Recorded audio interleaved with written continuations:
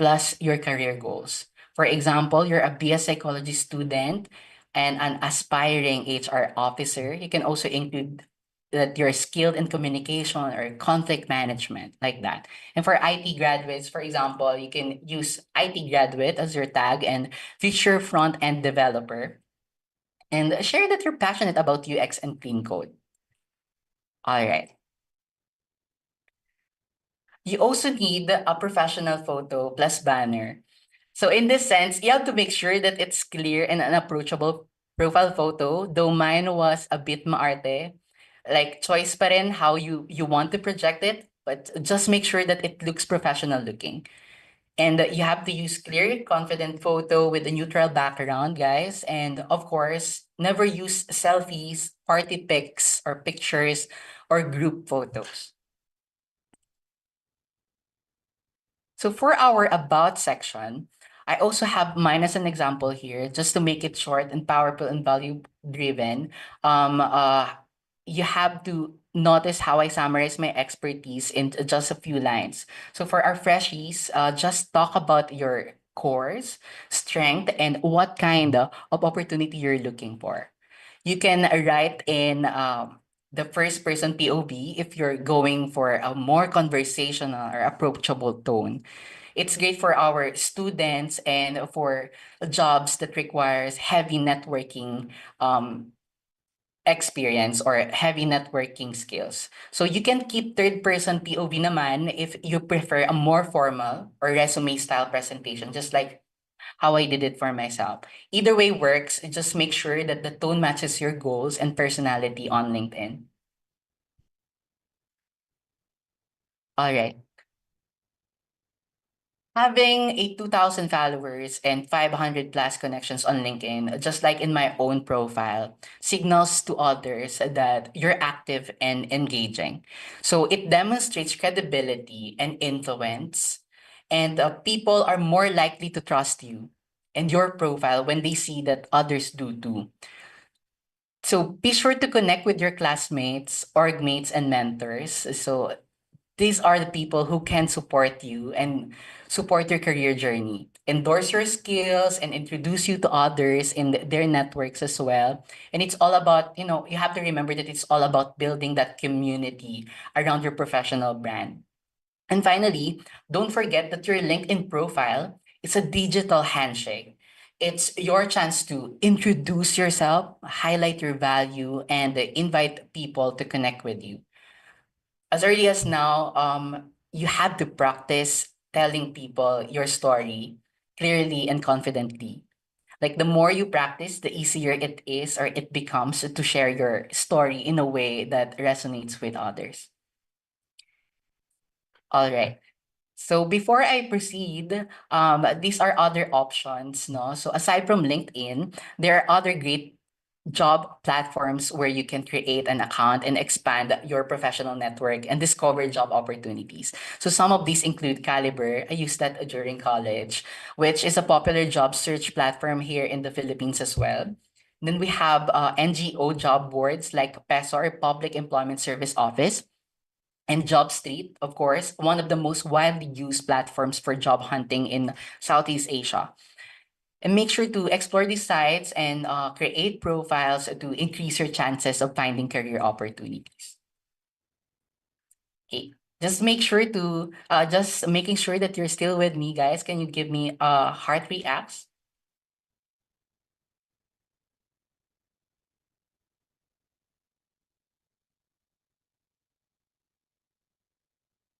All right. So we've got your profiles all polished up and ready to go. So now let's talk about the secret sauce that takes you from being just another applicant to I need this person. I need to meet this person. So it's all about social etiquette in the application process and that magic phrase where you craft the perfect resume, send those emails to potential employers and get yourself interview ready. This falls under this category. So it's all about making a killer first impression, basically, and keeping that professionalism flowing through every step. So let's jump into the good stuff. The first step in your job application journey is building your resume. So think of it as your personal marketing brochure. It's your chance to showcase your skills, your experiences, and everything that makes you stand out. But here's the trick. It needs to be first clear, concise, and tailored to the job that you're applying for. You want to highlight your strength, but also make sure that it's easy for the employers to quickly see what you bring to the table.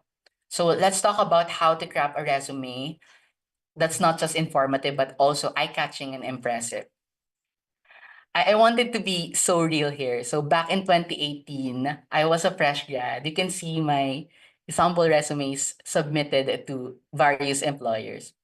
I was just excited, hopeful, and maybe a bit awkward at that time. I had quotes on the top of my resume. My face was there, smiling confidently. And my format, well, let's just say that it was very fresh grad core. But guess what? That resume still got me my first job. I know nowadays that it's easy to feel overwhelmed. Ang daming advice online, particularly on TikTok. One day, they would say that don't put your photo. And then the next day, people would say that make it super aesthetic. You see resume coaches saying that make it as ATS friendly and use buzzwords. I'll be talking more about that later on. So basically, it's easy to feel like you're doing it all wrong, especially when you look at your own draft and think, hala, it's so cringy. And yes, when I look back at my old resume, I do cringe a bit. But also, it gives me smile kasi that version of me, the one who tried his best with the knowledge I had, that was still me showing up. Diba? So that was me saying, hey, I'm ready. Let's go. So if you're there right now, feeling unsure, know that it's okay. And you don't have to make the perfect resume. But here's what I wish I knew then. I wish that at an early age, I had to be intentional and that I had to be just myself, but also equally learn how to package or present my experiences clearly. Because it basic that 2018 version of my resume basically won't make it to ATS right now. You can be creative, especially if it fits the job or the industry that you're applying for, but make sure that your creativity still communicates your value. Okay, because in the end, the resume isn't just about aesthetic or buzzwords. It's all about telling your story and that recruiters will understand and more importantly, believe in.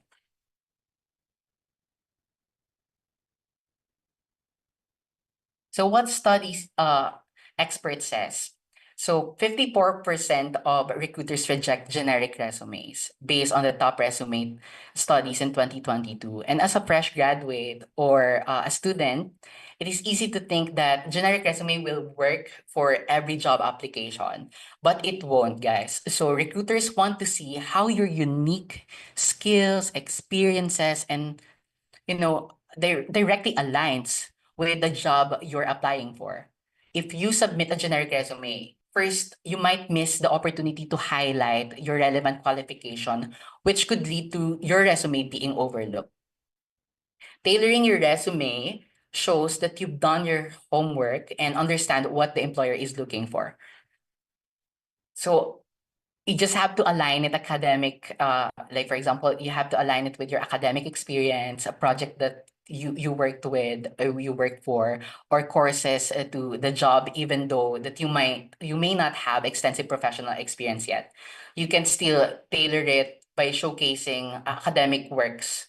For example, like if you completed a group project, a research paper, or a presentation during your studies, you should highlight those.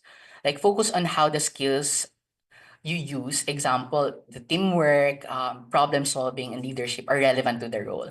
For example, if you're applying for a marketing role, mention a project where you analyze market trends or develop a marketing plan. Theses or capstone projects, for example, um, you can also use those. Like you don't have to shy away from mentioning it because it describes how tenacious you are and your research, your analysis and presentation skills, diba? That directly translates into the role. And lastly, I think it's very relevant for us to also include the courses that taught you skills useful for the job. For example, if you're applying for a job in data analysis or HR, you took courses in statistics, diba? Programming or data visualization. You have to mention them. Even if you don't have work experience yet, relevant coursework can practically show that you have the foundational knowledge. In short, as a fresh graduate, tailoring your resume means connecting with what you learn in school with what the employer needs. Show them how your academic experiences have prepared you for the role, and even if you don't have formal experiences. One of the most important section of your resume is the skills section. So in today's fast-paced world, employers are not just looking for technical skills. They want to see your soft skills too. In fact, according to NACE Job Outlook report, some of the top soft skills employers are looking for in 2023 include communication, problem solving, and teamwork. And these are the four C's actually that are crucial in thriving in the 21st century. We have the critical thinking. So that's basically your ability to analyze and solve problem. You have to highlight that. Then you have the creativity, your ability to think outside the box and coming up with innovative solutions. We also have collaboration, like that's working well with others to achieve a common goal, which is very, very much highly expected for a team member and a leader as well.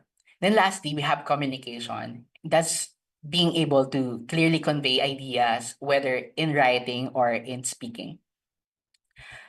As fresh graduates, you might be thinking, Charles, I don't have that much professional experience yet. But the good news is you can still highlight your valuable skills. Think about organization activities, projects you've led, volunteer works, or affiliation that you've been part of. These are all opportunities to demonstrate your skills in action. So as early as now, it's really good. We have first year students here to join in organizations within your school. All right. So you can also use power verbs to really bring your experiences to life. Like instead of saying, I was part of the student council, you can say in your resume that I led a team of 10 in organizing an event, or I facilitated a fundraising campaign. So these action verbs make your experience sound more impactful, even if it's from a volunteer or extracurricular activity. And lastly, actually, it's very important to know that companies do use AI and automated systems like Workday, in our case, to process resume. So this is why using ATS-friendly or applicant tracking system format is essential. ATS software helps companies manage large volumes of applicants by scanning and parsing resume to identify key information and match it to the job description. In ATS, key terms or keywords such as, for example, we have collaboration, leadership, and teamwork are used to filter and rank resumes based on their relevance to the job description. Just to give you a quick run through on how it works, ATS basically scan the resume to extract information such as your personal details, your qualifications, work, and it looks for keywords that match the job description. So naki-keyword matching siya. If the job description mentions collaboration or leadership, ATS will search for these terms within your resume. And the more you use relevant keywords, the higher the chance of your resume being selected for review. It also ranks based on the match between your resume and the job requirements, including keywords in your skills and experience. So if it doesn't match well enough, it may never get seen by a human recruiter. In platforms like Workday or other used by large organizations, the system runs these checks on thousands of applicants at once. So the sourcing team then reviews the leads or the top candidates identified by the system, ensuring quicker and more efficient screening process. To our psych girlies there, this could be a review of possible board exam items in IO psychology. Okay, so going back, quick tips for ATS-friendly resume. You just have to use simple formatting, avoid complex elements like graphics, tables, or um, headers or footers. So don't follow my 2018 resume format because ATS reads text. So make sure that your resume is easy to parse. You also have to include relevant industry and job specific keywords, especially in the experience and skills section. You have to customize your resume for each job you apply to, incorporating key terms from the job description. Kaya it's very important for you to read the job description because it would also help you prepare for the interview and anticipate the possible questions later on that would be asked by the recruiter. By aligning your resume with these strategies, and you enhance its chances of passing through the ATS and getting noticed by a recruiter or hiring manager. Now, you might be wondering, Charles, should I follow a Harvard format or some other specific styles? Because that's the one advocated format in TikTok, for example, or other videos. And the answer is not necessarily, because while Harvard format is solid, what really matters for ATS is simplicity and readability. So ATS doesn't really care for specific formatting styles, like whether you use Harvard or APA. It's all about clean and easy to read layouts. But to be sure, of course, after drafting your resume, there are free access software online that could help you check if your resume is ATS friendly, particularly when you're applying for a big company. They use this system. So you can try them once you're done drafting yours. All right. If you're still with me, can you type in our chat box resume? All right. Thanks, everyone. So, assuming that you already know and have the resume ready, the next step is finding the right company for you. Before you send out a single application, you have to ask yourself, anong klaseng trabaho and company ang gusto ko? Like, are you looking for opportunities to grow? Are you after the stability? Or maybe you all are after for work-life balance. And based on your batch's work values inventory, most of you value professional growth, right? Economic return and work-life balance. And these are super valid points. And you need to use this as your compass while job hunting. I made sure to also include tips on how to choose the right company for you because I think it's very, very important. Like choosing a partner in the aspect of work, you should also have your own non-negotiables. My first job basically taught me this the hard way because I realized how important culture and values were after witnessing toxic behaviors that didn't sit right with me. It helped me define what kind of workplace I wanted to grow in. So you want to work for a place that aligns with your values, right? So how do you figure that out before jumping in? First, of course, you have to ask yourself, do they respect boundaries? Do they promote learning and growth? If those are important things for you, these are key signs of a healthy work culture or work environment. And if the company supports its people and values their well-being, you're more likely to thrive in there. Second, you have to ask, do your values align with that company? If growth is important to you, then you have to check if the company offers mentorship, training programs, right? So if work-life balance is your priority, then take a closer look at their policies on overtime, leaves, and remote work. It's all about like finding a company that fits your lifestyle and goals, right? And Gen Zs are literally looking for companies that fits their values kasi, right? So when the pandemic happened, there I realized how working from home should be really a thing. It's in my personal point of view. Okay. So my current setup right now is hybrid. So meaning I get to work from home for 2 days and report on site for only 3 days. It saves me a lot of time traveling from Bulacan to Ortigas. And at the same time, it saves me a lot of energy because I get to still attend my graduate class after work online. All right. So the next one is that you don't have to be shy reaching out or talking to current employees of that particular company. Maybe you can check out forums, message alumni from your school, or even do a little LinkedIn stalking. Yes, that's a thing right now, and that's allowed. Like talking to people who already work there can give you the inside scoop on what companies really like. This is where being Marites could be a good thing, or it could be in good use. And finally, you have to pay attention to any red flags. If you notice things like high turnover, that means that there are a lot of people resigning from that company, bad reviews, you waited for half day to get interviewed, for example, or you experience a poor interview process. Those are warning signs that something might not be right. So you have to trust your instincts and do your research to make sure that you're making the right choice. And remember, it's not just about finding a job. Yeah. So it's about finding a company where you can grow, feel valued, and thrive.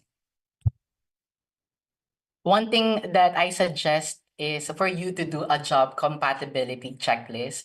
So I have examples here. So think about your top three deal breakers. Like what are the things that you can't compromise on? For example, growth, opportunities, location, because proximity is very important, or maybe even the work from home option. These are your non-negotiables and make sure that you know them and keep them in mind as you explore opportunities. This is your personal checklist for finding the best fit. And then, very important, you have to identify your dream role versus your realistic starting role.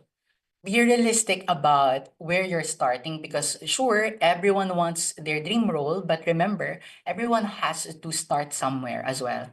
Like, think about the entry level position that will help you build your skills and move closer to that dream job. And sometimes your first role is just a stepping stone. I started as an HR assistant, and then I got promoted to a specialist level, and then a generalist level, and then later on a team lead.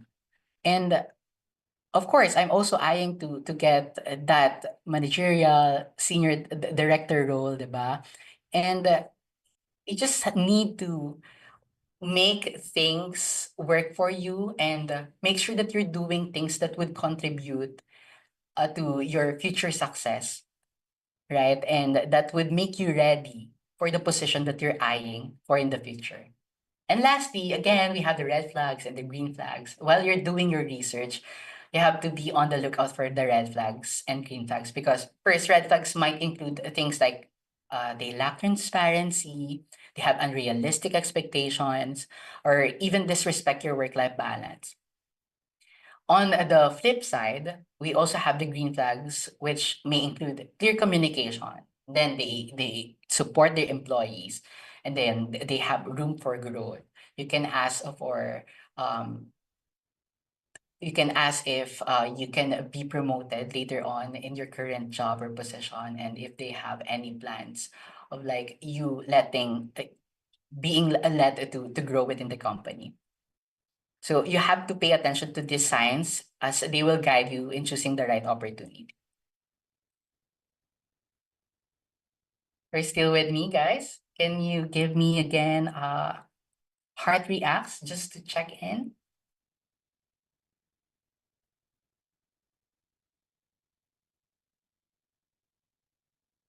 All right.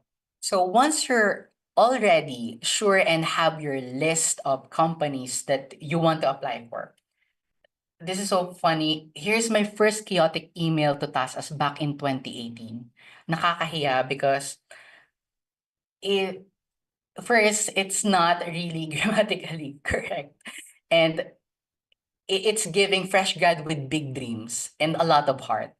that kind of energy. And there's also this line, and I quote, like, as our generation gets more mature in different the younger way, it makes me look so poetic and so confusing at the same time.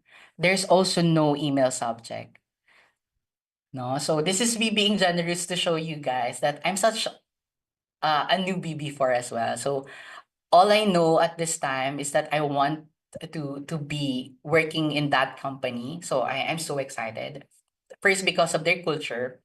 Second, because their employee program and their values aligns with mine, and they value people first culture. But when applying for a job through email, here are a few things that I wish I knew back then that might help you grow or help you now. Diba? So first, you have to always include subject line because recruiters get tons of emails and a blank subject can easily be missed. Next, keep your message clear and grammatically correct. You don't have to be fancy. You just say what you mean, diba? You have to be confident but concise and don't overdo the words. Like say what position you're applying for and who you are and why you're excited. You should avoid phrases that sound unsure, like I used in my email back in 2018, crossing my fingers. But instead, say that you're excited to contribute and that you're looking forward to an opportunity. Don't forget to personalize the message if you can and mention where you heard the about the company, diba? And lastly, always mention your attachment clearly and sign up with your full name and contact details. This might seem small, but they make a huge difference in making your application stand out. So once you've caught the recruiter's attention with a well-crafted email and a good resume, the next step is showing up and presenting yourself confidently during the interview. So the virtual space has its own set of rules and it's important to be prepared, both technically and professionally. So let's go over some key tips to help you succeed in your online interview. First, you have to prepare, like the tech readiness check, diba? Backup internet and fully charged devices. You have to make sure that your internet connection is stable. And you never know when technical difficulties may arise. So having a backup plan is essential. So I actually have here my phone so that I can check your responses, your chats, and if ever that I may get disconnected. So keep your device fully charged or plug in to avoid interruptions during the interview. So you also have to like make sure that you have a professional setup, like good lighting and quiet environment, tidy space, ensure that you're all in a well-lit room. Natural light works best, but if you need an artificial lighting, uh, we just need to position it in front of you. And a quiet and tidy space is crucial, of course, for creating a professional atmosphere and make sure that the background is free from distraction. For the dress, the part, of course, virtual only half, but whenever you have to do a face-to-face interview, have to be really ready with your outfit. This not only helps you feel more confident, but also shows the interviewer that you take the time um, for the interview very seriously. You have to stick to solid colors or simple patterns that don't distract from your face. Okay, maybe you can wear neutral colors. You also have to greet and engage in small talk. So you can start the interview by greeting the interviewer with a smile and a positive attitude. You have to engage some light small talks to just break the ice. So this sets the tone for the rest of the interview and helps build rapport. You have to also practice confident body language, sit upright, lean in slightly, stay attentive body language speaks volumes kasi, and yeah, avoid slouching or looking distracted as this convey disinterest or lack of preparation. Very important as well, the eye contact. You have to look at the camera, not do your screen or not you looking at your own video. So this mimics eye contacts and like it helps you appear more engaged and confident. And lastly, I think it's very important to actively listen. Like wait for the cues. Don't interrupt your interviewer. And you have to clarify if there is something that you're unsure about. You have to listen carefully to the interviewer's questions and comments and try your best not to interrupt. And maybe it's also important for us to make sure that we're composed. So breathe, smile genuinely, and visualize success and just stay calm and composed throughout the interview. You also need to make sure that you close the interview strong. Like you have to ask smart questions. You have to thank the interviewer and you have to leave a good impression. So before wrapping up, ask thoughtful questions about the role or the company. This shows that you are genuinely interested in the position and end the interview by thanking the interviewer for their time. You can also leave them a positive final impression by expressing enthusiasm for the opportunity, or maybe you can also send them an email afterwards. Okay, I always need to remind everyone that interview is just another conversation. So don't overthink because with influencers and job hunting tips flooding platforms like TikTok, Facebook, it's easy to feel overwhelmed by the ideal way to act in interviews. But in reality, interviews are just conversations, basically. So you just have to be yourself. Authenticity matters more than perfection. Like the interviewers or the interviews are a chance to communicate who you really are, not to perform. You just have to be clear. You have to be confident and genuine in expressing your thoughts. And the goal is to connect with the interviewer and not to impress them with rehearsed answers. While you might see perfect interviews online, remember that these are just created moments. Okay, in real life, the key is to have a conversation that lets both you and the interviewer get to know each other. So you have to keep calm, you have to be yourself and stay true to your personality. Right now, I often hear this to my colleagues as well that they hire for attitude and they train for skills. So you have to bear that in mind. It's really tempting to turn to countless resources, right? Again, TikTok videos, online blogs, or even how-to guides to prepare in your interview. But here's the thing, with so much information out there, it's easy to get overwhelmed and lose sight of your own voice. So in the process, some candidates end up copying the exact words they hear online, thinking that's the magic formula to landing a job. But in reality, it's not, guys. So here's where it gets tricky. Recruiters interview hundreds of candidates every day. And trust me, they can spot when you're simply parroting someone else's answer or mimicking a script. Like why? Because they've seen it all before. Recruiters can tell when you're not being authentic. And unfortunately, that's a huge red flag. What you need is to be yourself and to communicate your own story and share what makes you unique. Diba? The use of AI can help, but you just have to make sure that your story is your superpower. So, dapat alam mo yung sarili mo, alam mo kung your strengths and weaknesses, you know how to communicate it. Use of chat GPT and Google to practice is okay, but you have to internalize your answers. And you don't have make sure guys that you don't fake credentials. Like you would tell that you finished this or you've done this, but then because it reflects in your resume, of course the interviewer might ask you about it, and then you won't be able to answer genuinely because it's fake or it didn't really happen. So be ready to explain what's in your resume. All right. This is going to be the last part of my discussion, but I'd like to confirm again, guys. So, what do you think are the importance of having a good digital footprint or online image?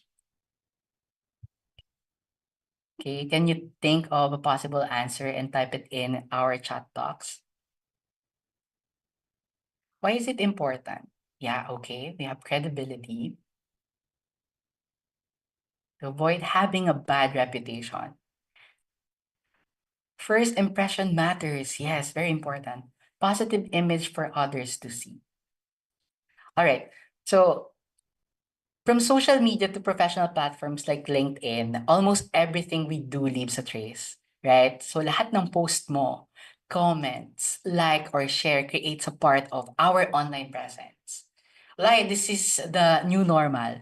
Like recruiters, employers, and even academic institutions are increasingly relying on digital footprint we digital footprint we leave behind making decisions about our candidates. Like it's no longer just about your resume because we can only or like we can also check and do background investigation about that. But what they find online about you can play a major role in whether you get hired. Tama yung sabi dito, no? First impression. So hiring manager often check social media profiles or search for candidates online before making a decision. Like a well-curated digital presence can be a great first impression, while a negative online image can hurt your chances, even if your resume is stellar, right? So it's important also to maintain a clean, professional online image. Like recruiters aren't just looking for skills. They want to know if you'll represent their company well. And make sure that your social media reflects a positive, professional version of yourself. Lastly, they do background checks. Like employers may conduct background checks by scanning your social media, checking your public post, and even Googling you. So a single inappropriate or controversial post could leave a lasting impact. But Charles, when do they do it? Like when do they check or possibly check your social media? Is it before I get invited for an interview or after I passed my last interview? So the answer is they usually do it after you pass all the assessments. They do it usually during the background investigation and background checking. So if you're applying for like a leadership role, of course, you might be asking, why do they need to check my social media? Of course, you're a leader and you'll be representing the company and the brand that basically that you will be working with. So they just like you looking and making sure that the company is aligned with with your values. They also look for candidates that align with them, diba? Or with theirs. So lastly, I think it's also important for us to think of your digital footprint as a form of personal branding. Just as you would carefully craft your resume or cover letter, you should also do the same for your online image. Your digital presence tells your story to the world and it opens a lot of opportunities for networking. Like a well-maintained online image opens doors for networking and potential employers, mentors, or collaborators may find you through your online activities. So you have to engage with platforms that align with your career interests and build connections. Yeah, I think we were able to cover this already. So a very, very good question. Charles, how can I build a positive digital footprint? Diba? So first, it's very important for us to control what you share online. Remember, anything that you post online can be permanent. Even if you delete something, it may still be archived somewhere, right? So think twice before posting anything. And then professionalism is basically the key. Like make sure that your social media platforms or profile reflects the professional image you want to project. Like you might want to set private profiles to private and ensure that the public ones like your LinkedIn are updated and active. You have to showcase your skills and achievements to use platforms like LinkedIn to highlight your achievements, certifications, and professional milestones. Blogging, sharing articles, or engaging in relevant discussion online can also position you as a thought leader and show your expertise. So you can do those things. You also need to clean up past content. Like if you have content from the past that no longer aligns with your professional values or aspiration, clean it up. It's okay. If you've done things or you've written things that might be offensive to others, it's always you have to remember that you can always do better, diba? So you can delete those posts, change private settings, or even contact platforms to remove harmful content. Quick practical steps for you guys. You have to Google yourself. Like start Googling your own name. I tried it for myself. This will give you an idea of what comes up when someone searches for you and whether that aligns with the image you want to project. You also need to do social media accounts or audit your social media accounts. You have to review your profiles, especially your Facebook, Instagram, and Twitter, and make sure that content is professional and represents the image that you want to project. And then you have to check your privacy settings. Like set your privacy settings appropriately on platforms where you don't want certain information visible to the public. Example, Facebook or Instagram. So to wrap it up, like finding a job is not just about luck or connections there. It's really about clarity, like consistency and confidence. Clarity in knowing what kind of job works and fits you. Consistency in how you show up online and communicate, and confidence in your growth story. Like even if it's still in progress, diba? You guys are still young. You can basically rocket after graduation. So you just need to prepare. And as a Gen Z, I think you're in such a unique spot as Gen Zers, right? Your opportunities are literally at your fingertips. But remember, it's not just about being visible, but it's about being intentional. Like if you ever feel behind or unsure that if you're qualified enough later on, like just remember that your future job isn't just looking for skills. It's looking for someone who knows what they want and is willing to grow. Okay, so with that, I'm happy to open the floor for any questions. Thank you so much, everyone. Okay, thank you so much, Charles, for that wonderful talk. I learned so much from what you just shared. Um, some highlights of your talk, I guess, would be your digital footprint. I think even students tend to minimize or downplay how impactful your social media activity truly is when it comes to looking for a job. And so really making sure that you clean up your social media, you make sure that your personal accounts are private, that the things that you're sharing, these are things that you can actually say in real life. It's so important to keep that in mind. So again, thank you so much, Charles, for that very wonderful talk. Again, we are opening the floor for questions. So if any of our students have any concerns that they would like to bring up, please write it down in the chat box. Feel free to also raise your hand so that I can call on you if you have any questions for our speaker. Okay. So first we have one from our third year student. This is from Alessandra Luis Capricho. She says, "Hi, Sir Charles. Do you have any recommendations of companies that are internship slash fresh graduate friendly?" Oh, very good question.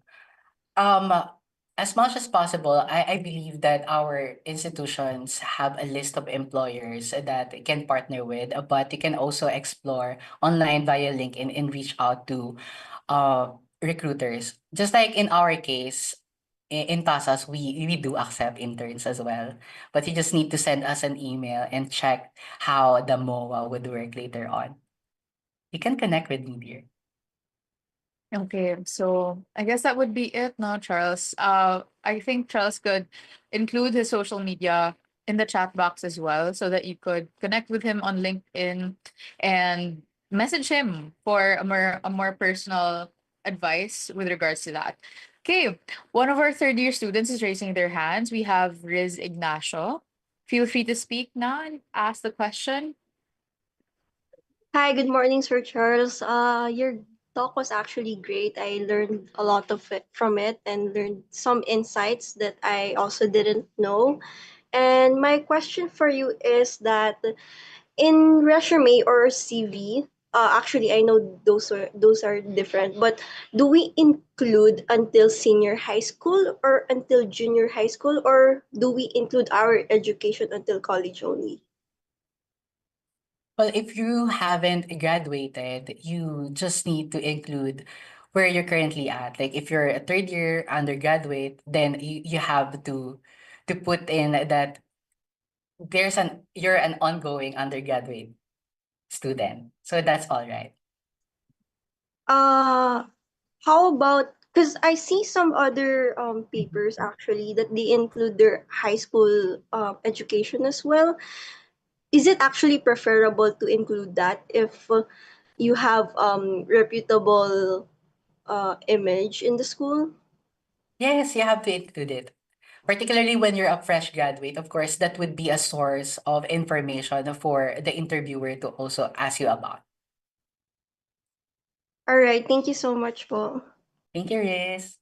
Okay, thanks, Charles, for answering. Also, to add, one thing that I do tell students is that for your education, you want to write in reverse chronological order. So, college first, and then up until senior high.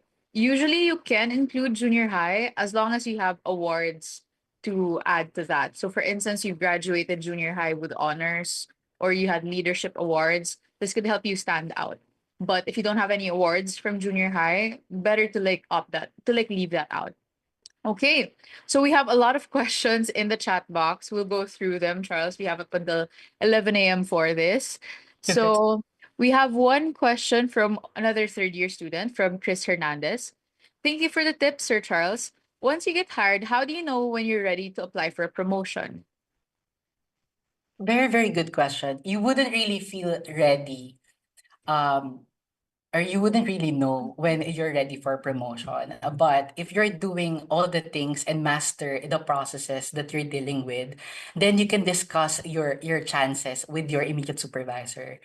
I believe that there should be an open communication between your manager and you as an employee, doing like weekly or monthly checkup and discussing your plans in your personal career, and discussing it with your manager would help you craft the best path on how you would attain that particular position.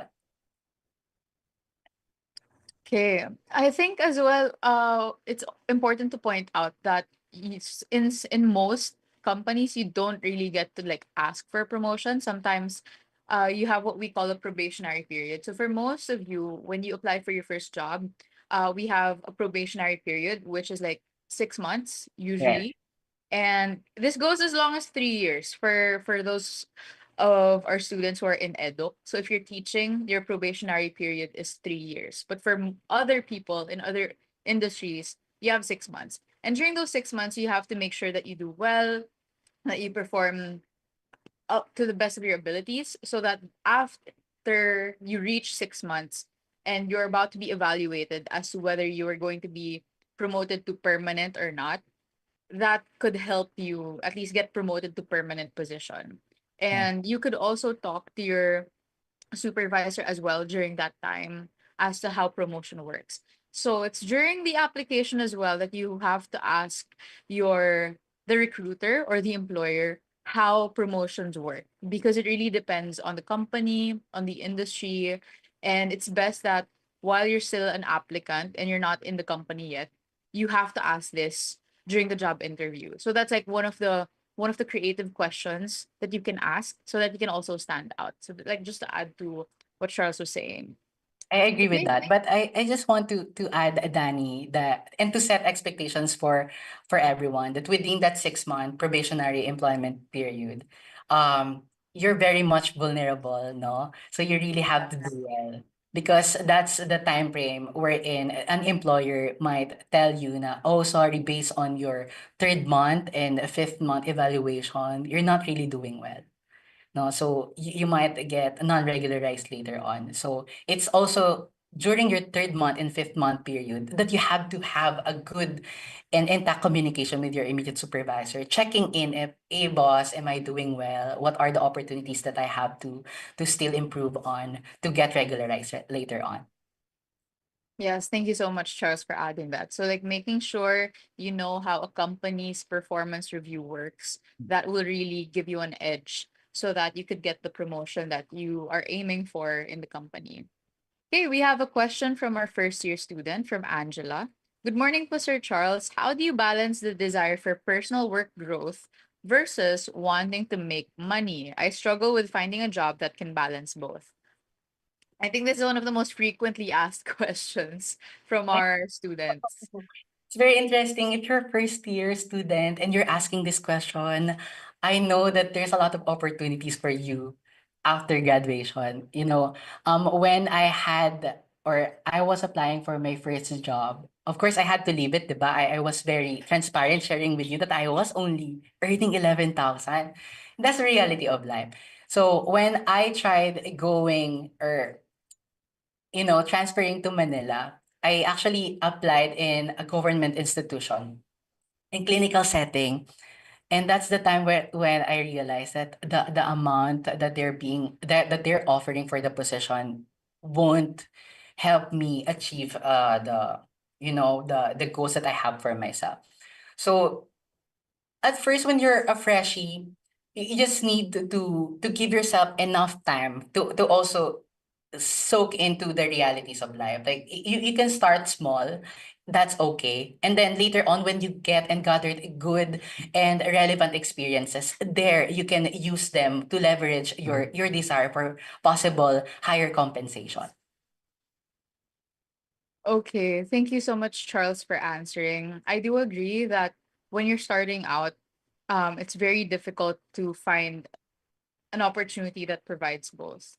As much as possible, you want to make sure that you are gunning for an industry that you're very interested in, so that at least when you apply for your first job, even if it doesn't pay well, you want to make sure that it gives you the opportunity to upskill, because it's kind of the norm to be job hopping these days. Gen Zs are very infamous for job hopping, which is like staying in a company for like less than a year, sometimes less than 6 months, just so that they gain enough experience. And this is what actually helps certain professionals get higher pay. Like they just earn experience first. So that's also something that you'd want to consider, but you'd have to be careful with job hopping, because for certain credible companies, they do consider that as a red flag. So you have to be very careful with strategizing. Okay, let's move on to our next question from another first year student. Is from Bryn Manglinong. This might not be your expertise, but it's fine. But one of my biggest dreams is to get out of this country. What languages do you recommend that I learn? I'm focusing on European ones for now: Spanish, Russian, German, and sort of for fun, Dutch. Okay, I might not really be the right person to answer this, but maybe Danny has something in mind to share with about this one. Well, I work in the Philippines, so I'm also not the person for this.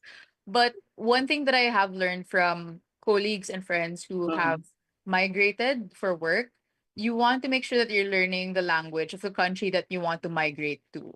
Yeah. And in choosing a country that you want to move to, you have to make sure that the wages are good, that they're migrant friendly, Right. and that these languages are on demand in whatever industry that you're interested in.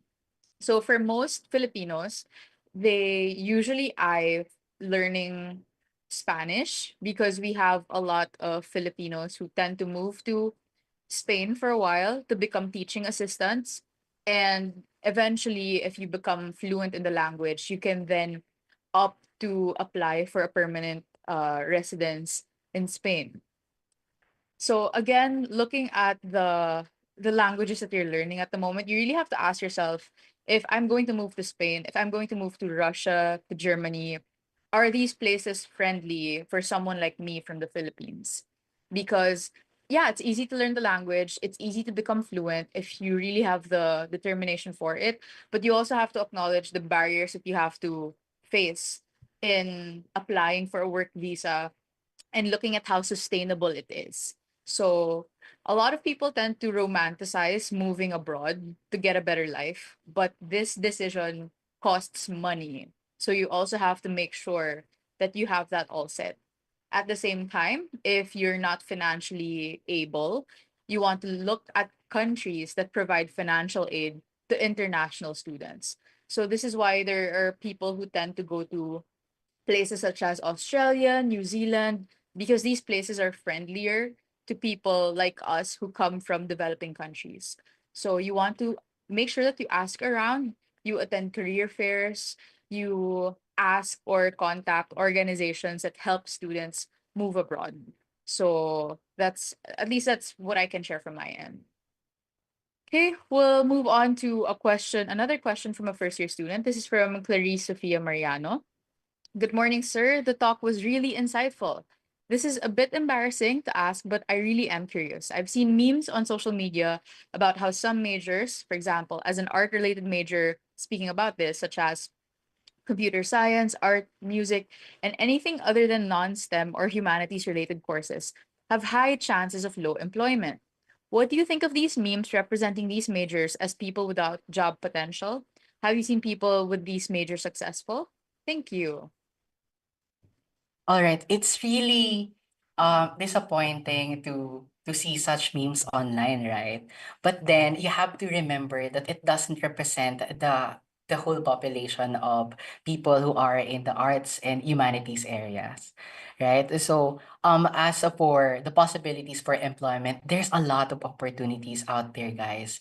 And you will really have yours once you're ready, and once you finish your college. So you just need to make sure that you're ready and that you do your research. What companies are offering good opportunities related to the courses that you're taking? Like, for example, we have for creatives, we have Canva, we have different other companies. 'Di ba? In our company, for example, we have a multimedia, we have marketing as well. So people from the creatives really have a space in the employment world. So you don't have to really fear that there wouldn't be opportunities for you. I agree with Charles as well when it comes to how non-STEM majors look at themselves. I think that these memes, while they can be funny, sometimes people do tend to take it a little too seriously, that you tend to worry about, oh no, it's like, is the job market only fit for STEM graduates? But really, for those of us in the humanities, in social sciences, we have an edge because we see the world differently. We don't see it simply in numbers, through logic. You have a very creative point of view that you can apply to whatever work that um you would like to pursue. And so it's very important to just have this belief that what you're doing matters. Because with the rise of AI, with generative AI at least, people are losing their sense of humanity. People are starting to sound robotic because of how much they rely on AI. And I think it is in keeping touch with subjects related to the humanities that you're able to keep that intact. And I think that's very important if you want your creativity to flourish. And because when you let your creativity flourish, it's very easy, or at least it's less difficult to find a career that suits whatever interests and skills that you have. It's a very valid worry, but I would have to say that STEM majors are not always like at the top of each field. So you really do have to explore. And You have just to another add, yes. Danny, I feel like your first 2 to 5 years of being a freshie in the industry should give you enough time to realize where you really wanted to be in, particularly in a particular industry. Like it's not always definite that you started and you finish your undergraduate studies in humanity that you would stick to it. Sometimes you can still work as an IT professional later on if you wanted to upskill. And there's a lot of people who does that. And there's also a lot of people from the STEM part who are changing careers and getting into the humanities, right? So the opportunity is really countless. Thank you so much, Charles. Okay, we have another question from a first year student. This is from Hannah Soriano. How do you manage and balance your personal life and work life because jobs can give you more stress? I might cry right now, Charing. No, very, very interesting question. In terms of balancing work and the life part, I always knew that my job wouldn't really adjust for me, but I can adjust for my life and how I want to live it. So I think you have to really be intentional in taking time for yourself. Like for example, you have 8 to 5 job, and then later on you needed to extend for a little bit more because you needed to finish a particular activity. Then you just need to make sure that you put on boundaries for yourself and be intentional in taking some time for rest and giving some time off for your family and the things that you love doing. Intentionality is the key, I guess. Okay, thank you, Charles, for that answer. I think as early as first year, it's best not to think about that for now. I think that your college life is a dry run for when you start working. And it's very important that as of now, if you don't have work, it's your studies that serve as like work. And you have to learn how to balance your studies and your personal life. So, sahana muna yung pag-answer ng question, like, how do I balance work with my personal life? Try to use your university life as an opportunity to start balancing things. And after that, when you graduate, you get to replace your school hours with work hours. And this is a more fixed schedule if you're more on the traditional side. So I guess that would be it for Hannah's question. We have another first year student asking. This is from Alyssa Gatdula. Hello po, I heard this from TikTok. Is it true that having a lot of connections on LinkedIn, despite having few experiences, helps in finding jobs or getting hired? Even so, what do you recommend doing to get or find a job with no experience as a college student? All right. Well, having a good LinkedIn profile, having like good connection, numbers of connection would really help you um find a possible best connections to and it can be turned into possible job opportunities. But in terms of like finding a job without experiences, well, just know that you have to research on what kind of industry you wanted to be in and then start from there. Like for example, you're a psych graduate, you have to choose between a lot of options. You can be in educational setting, you can be in clinical setting and IO setting and the others, diba? So from there, once you get to decide, that's the time wherein you can reach out for possible employment and just send out applications, prepare your resumes, and then send an email to possible employers. You drive it, to be honest. Like you just need to research and oh, I like this company. I think their visions, missions, and their values aligns with mine. So maybe I can send an application if there are any open positions for me to get in.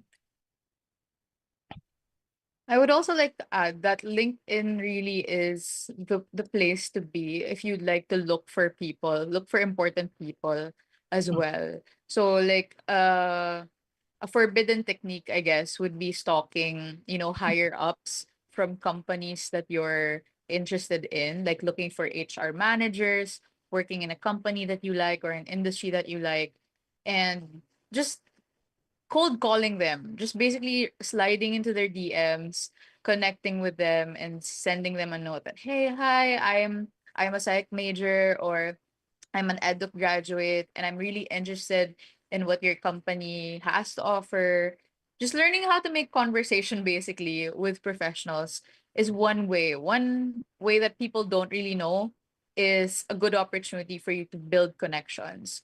So it's kind of well known that it's a lot easier to be absorbed by a company when you are referred to by someone who's already working there. So as much as possible, try to send out connections to whoever you think works in an industry or a company that you are eyeing for, and just randomly searching LinkedIn and working on updating your profile. So I'm really glad that Charles did provide a basic orientation on how to improve your LinkedIn account, because as soon as you have everything polished up, LinkedIn will start sending you job alerts or job opportunities that are aligned with the contents of your LinkedIn profile. So I highly suggest or highly recommend everyone to start working on their LinkedIn profiles so that your LinkedIn would start giving you opportunities based off of what you've presented on that particular account. So again, we have another Start off question. by connecting with us, Danny, right? Yes, you guys can connect with us, so that you would get to see what it looks like, uh, making sure that your profile does stand out. Okay, we have another question from Angela Bulak, another first year student. Good morning po again, Sir Charles. I have another question. Can someone get a job that is outside the industry they graduated from? I plan to do some hospitality jobs after graduation. Yes, definitely. Actually, there are a lot of opportunities outside that doesn't really require a certain degree for you to get in. If you wanted to be part of the hospitality industry, then you can try to apply. Just make sure to curate and update your resume based on the job qualification of that particular position that you're eyeing to play later on. Okay, thank you, Charles. I'd also like to agree that, uh, your degree doesn't really dictate where you can go. It's not supposed to be seen as a limitation. For instance, I graduated with a psych degree and I found myself in education. Like my first job was a teaching job, and I applied anyway because I knew I had nothing to lose. And Mhm. I think that's something that a lot of people don't know. When you see job openings, people tend to get scared or they get intimidated by descriptions na at least 2 years of experience is required. But sometimes they give you a chance Right. if you have no experience, as long as your resume looks the part. So it's very important to learn how to write a resume that allows you to stand out, like using those power verbs that Charles mentioned earlier, writing a resume that really aligns with what the job posting is asking for. These are some ways in which you could make sure that your application would be given a chance to be seen by a human recruiter. So I guess that would be it. This is our final call for questions. If anyone else has concerns, Just okay. Danny, maybe Yes. about the resume. Once you get invited by any recruiter so for an interview, regardless if you don't have that experience that they require for the job, that's already a big win. So you just need to prepare for the interview because that gives you an opportunity to practice. That's one. And at the same time, to know how things work in the process of recruitment, diba? Yeah. Like I think people tend to underestimate how much progress you've made if you get invited to an online or on-site interview. And so it's very important to take that as a win, Right. because there are some companies talaga that you will never hear from again. And even if, like, let's say the interview is only like the second step, being invited, being shortlisted to make it to the interview is big enough for you to take seriously. And so it's important that you learn to make a really good impression during an interview. Do you have any tips for that, Charles, to make the most out of your interview as an applicant? Well, apart from the fact that you have to just make it as another conversation, making sure that you're very much calm and confident in terms of sharing your thoughts and knowledge about the particular job and topics that you are talking about with the recruiter. I think you just have to make sure to also hardly research on the company. It's very important to know about what they believe in, what are the things that they do, and what are the things that they support. particularly if you're an employee or an aspiring employee of that company wanting to progress and stay there for quite some time because you heard that there's a lot of opportunities to grow from within, then you might be able to ask questions such as, oh, what are your plans? Do you have like any progression or career plans for this particular position that is currently open? Like if you're an assistant, is there a possibility for me to grow into a specialist and later on into a supervisor to a manager and all that? It's very important. And at the same time, you don't have to fear asking questions related to salary, related to other things that you think are very much important to know because you wanted to align if you guys fit together.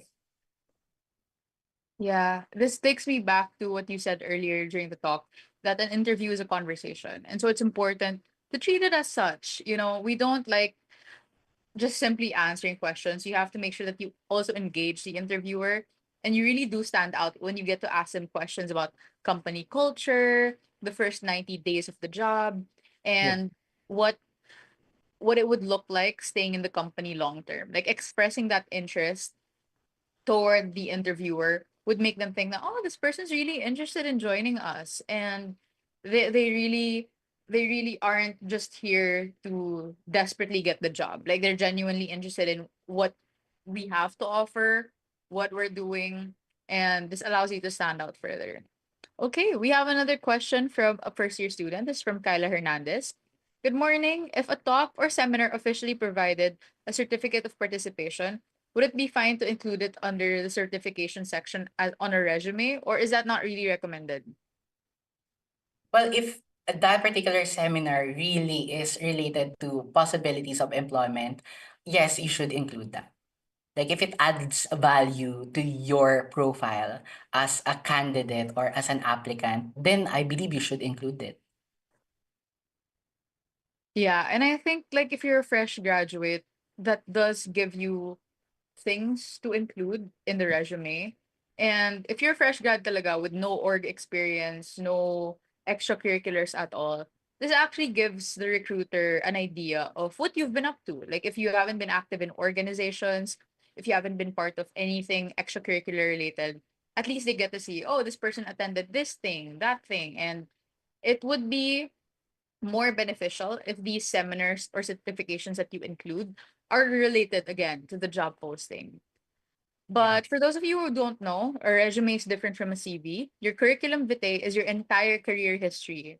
So like it's the whole thing, everything you've done, everything you've participated in, regardless of what you're applying for. The resume is what we extract from the CV. So that's basically tailor made to whatever job posting that you're applying for. So for CV, lahat list everything down.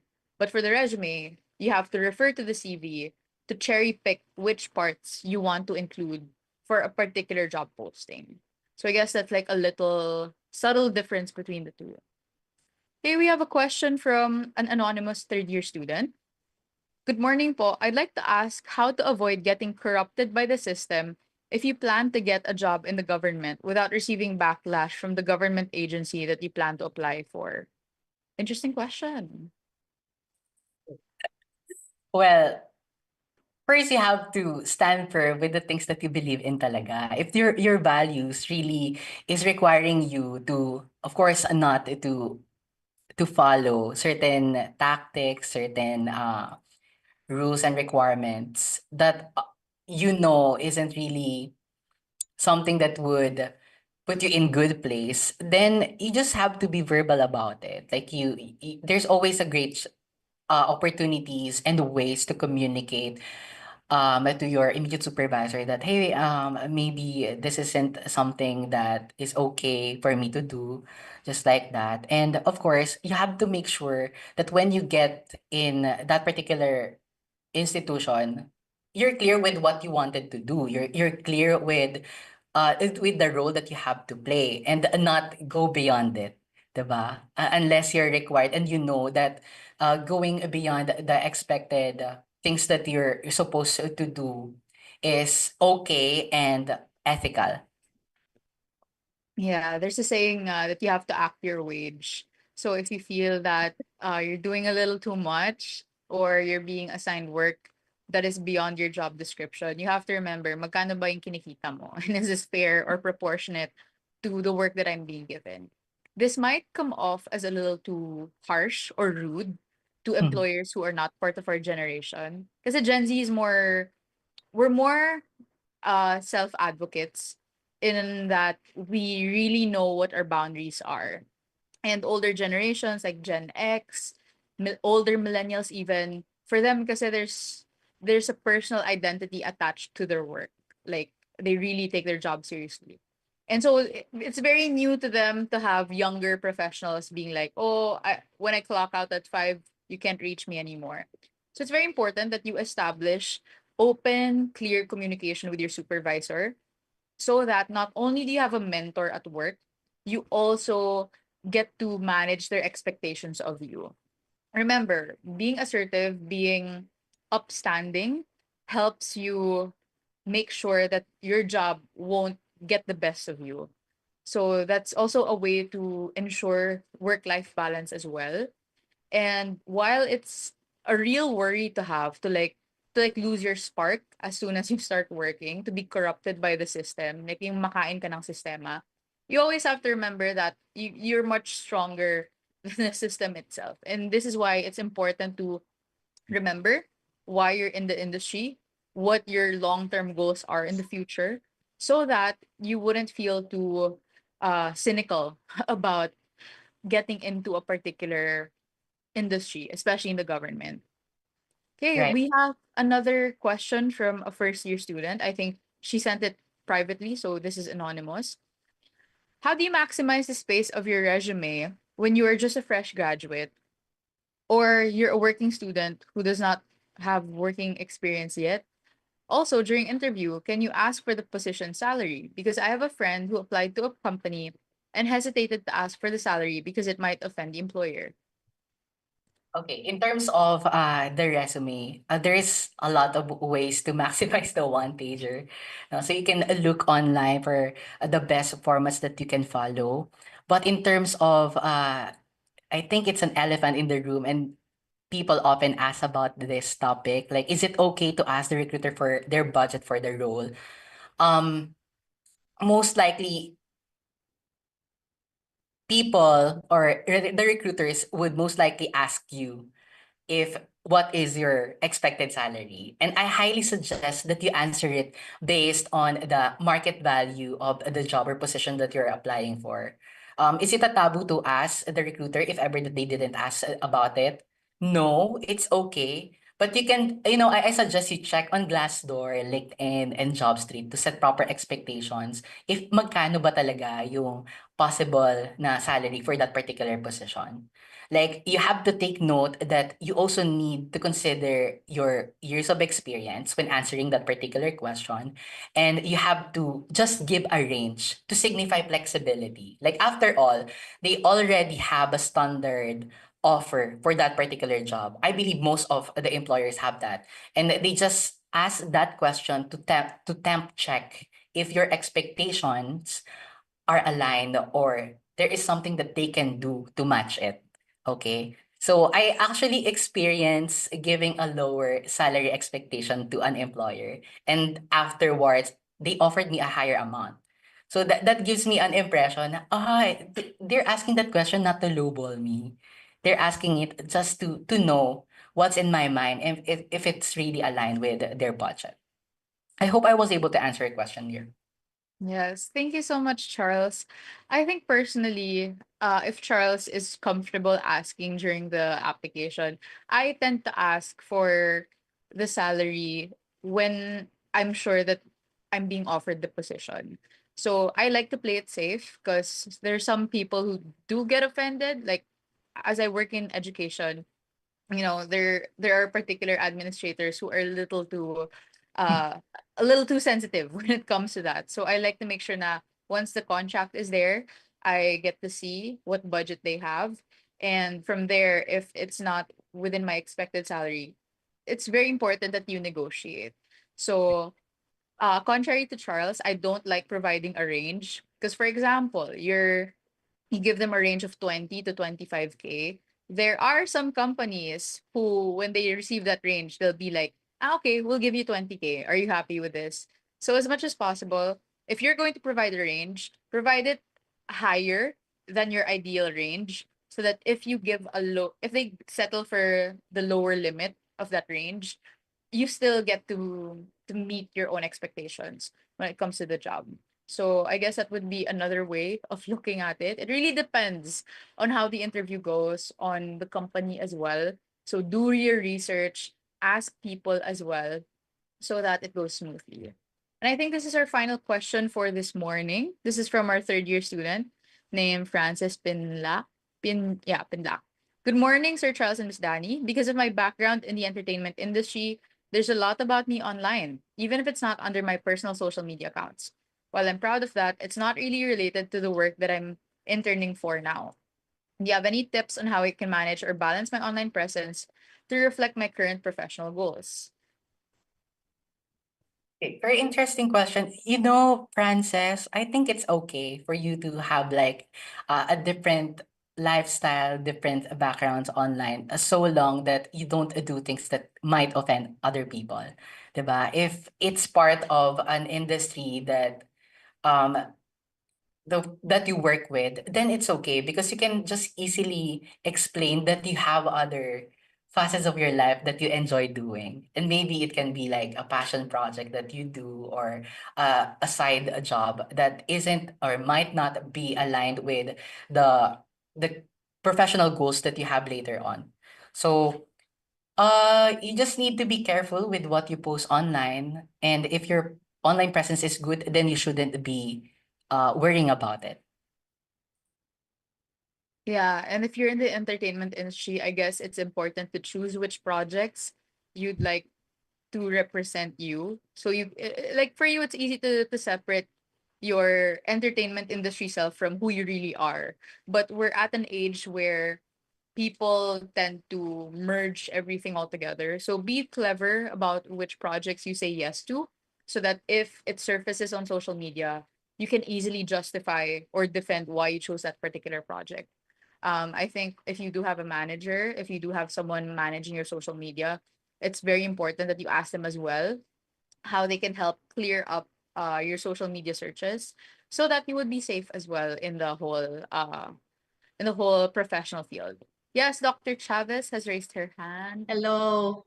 I just want to add, no, it's because I'm part of the hiring committee, and the questions that are always asked is, for among us muna, how is her social media uh, as of now?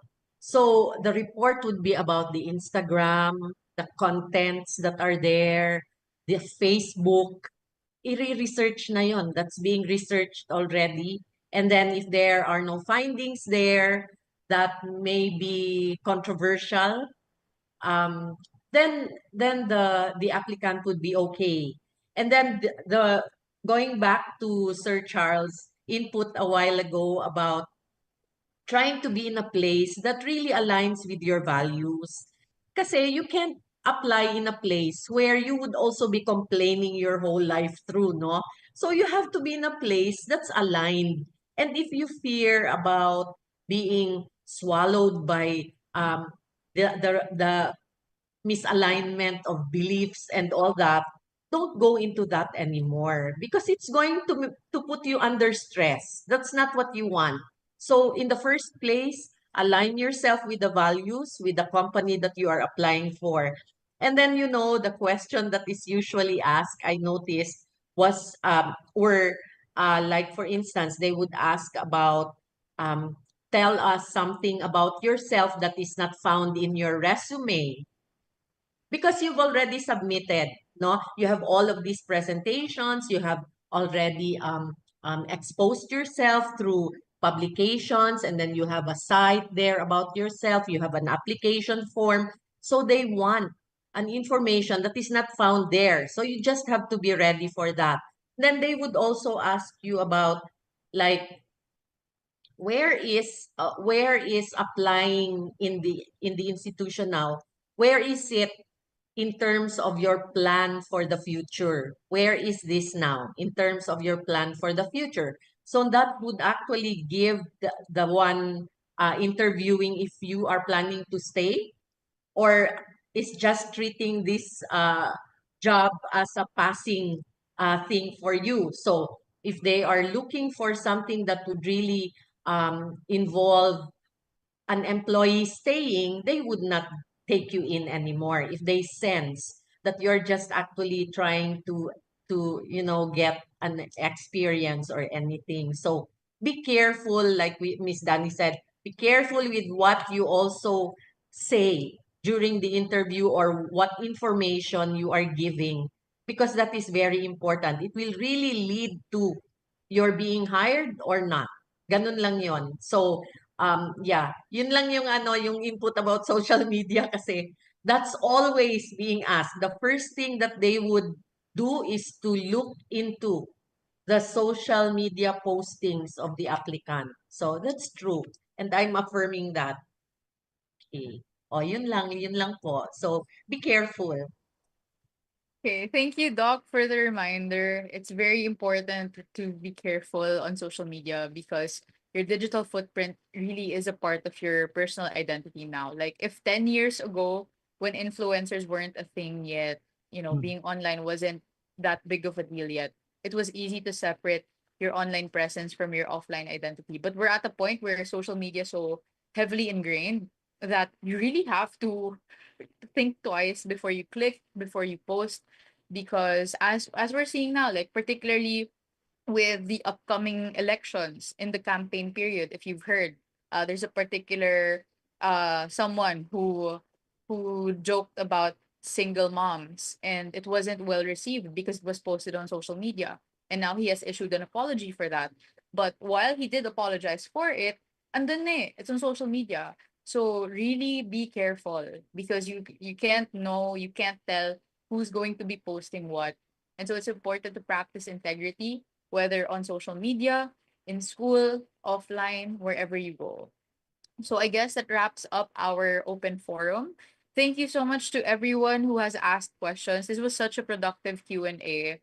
We had so many questions from our students. Goes to show that it really is important to upskill and to learn how we can better use social media to gain opportunities for our careers. So Sir Charles has flashed all his social media for you to follow him on. Here's his LinkedIn URL, his Instagram, and his email if you'd like to personally reach out to him.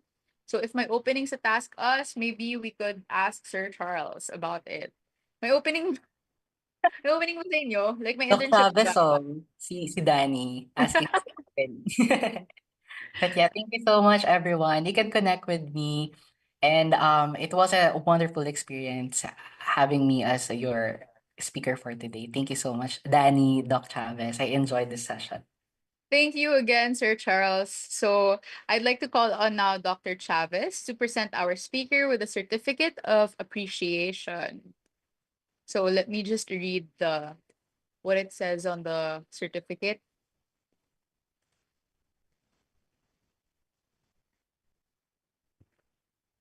Okay.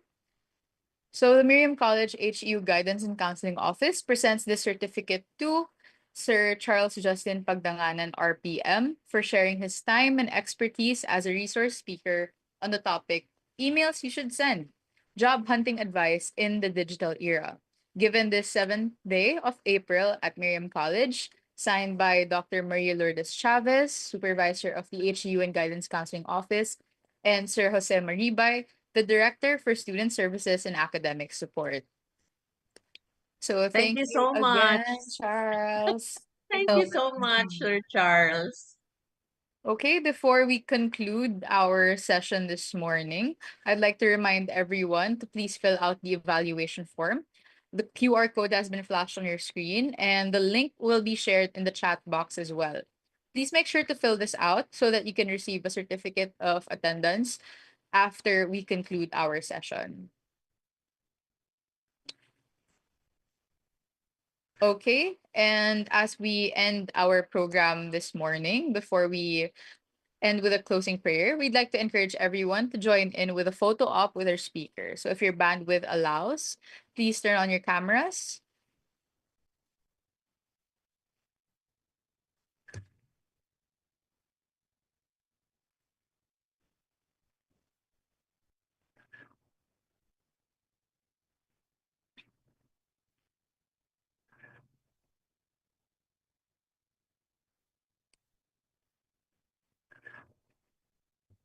Okay, we're waiting for everyone to turn on their cams. This is a few pages, so please bear with me. I don't know what page you're in, so please just smile all the way through.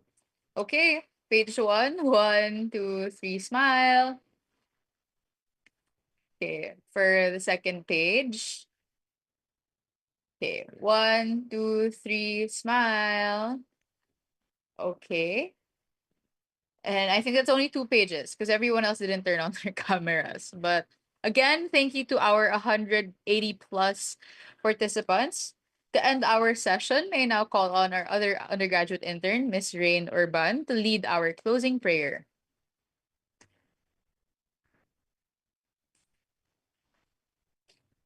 Let us put ourselves in the holy presence of the Lord. Gracious God, thank you for this event. Bless each person who took time to be here and protect us throughout the week. We pray that what we began today come into fruition. Bless our beloved institution, Miriam College, and as we work towards our shared vision, may the work we do make your love more visible in the world. With the Blessed Mother, we ask these through Christ our Lord. Miriam of Nazareth, teach Teach us us your your ways ways and and lead lead us us to to Jesus. Jesus. Amen. And that concludes our program this morning. Again, this has been Miss Danny of the HEU Guidance and Counseling Office. Thank you everyone so much for joining us. We'll have another series of enrichment talks next school year. So thank you so much, everyone. And for those of you who have not finished your tests on Canvas, please, I don't like holding your clearances. So if you have any concerns, please email me. Again, thank you so much and have a great day, everyone. Goodbye. Bye. Thanks, Sir Charles. Thanks Charles, again, thank So Miss much. you. Thanks, Danny. Doc. Thanks, everyone. Thank you po. Bye-bye po. Bye.